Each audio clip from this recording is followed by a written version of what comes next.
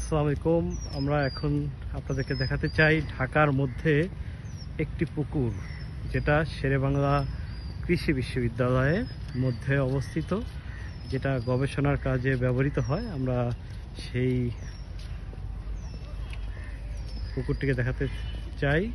এই পুকুরে নামা, গোসল করা, সাঁতার কাটা, মাছ ধরা, যে কোনো ধরনের আবর্জনা ফেলা সম্পূর্ণভাবে নিষিদ্ধ। এটা কর্তৃপক্ষের একটা ঘোষণা আছে, আমরা সেটা একটু দেখাতে চাই।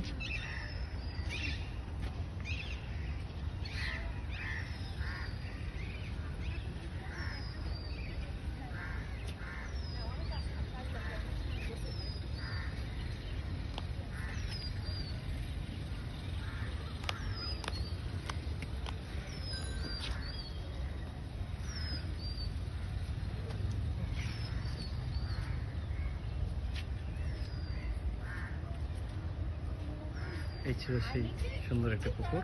দৃষ্টিনন্দন, পাশে বসার জায়গা আছে। ধন্যবাদ আপনাদের। আল্লাহ হাফেজ।